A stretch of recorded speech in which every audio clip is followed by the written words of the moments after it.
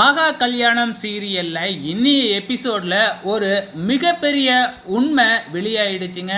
ஐஸ்வர்யா வந்து ஏமாத்திக்கிட்டு இருந்திருக்கா இது நாள் வரைக்கும் அப்படிங்கிற உண்மை வெளிவந்துருச்சு. ஸோ நம்ம சூர்யாவும் சித்ரா தேவியும் வந்து இந்த வளைகாப்பு ஃபங்க்ஷனில் பல கலாட்டா பண்ணுறதை பார்த்து எல்லாத்துக்குமே அதிர்ச்சியாக இருக்குது. ஏன் இப்படி பண்ணுறீங்க அப்படின்னு சொல்லி கேள்வி கேட்கும் பொழுது இன்னும் கொஞ்ச நேரத்தில் உண்மை வெளியே வரும் பாருங்க அப்படின்னு சொல்லிட்டு சித்ரா தேவி நேராக ஐஸ்வர்யா கிட்ட போயிட்டு ஐஸ்வர்யா வயிற்ற பிடிச்சி தட்டுறாங்க. அச்சோ குழந்தைக்கு ஏதாச்சும் ஆகிடும் அப்படின்னு சொல்லிட்டு எல்லாமே பதட்டம் அடைகிறாங்க.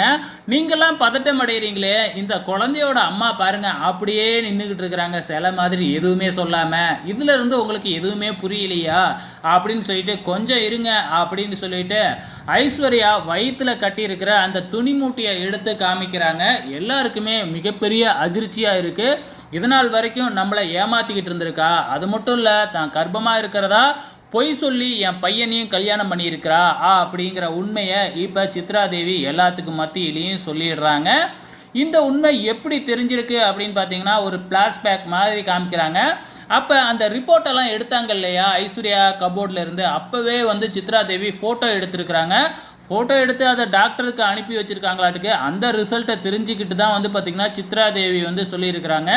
சித்ரா தேவி ஃபோனில் பேசும்பொழுது அங்கே சூர்யாவும் இருந்திருக்கிறாப்புல. இப்போ சூர்யாவுக்கும் உண்மை தெரிஞ்சிடுச்சு.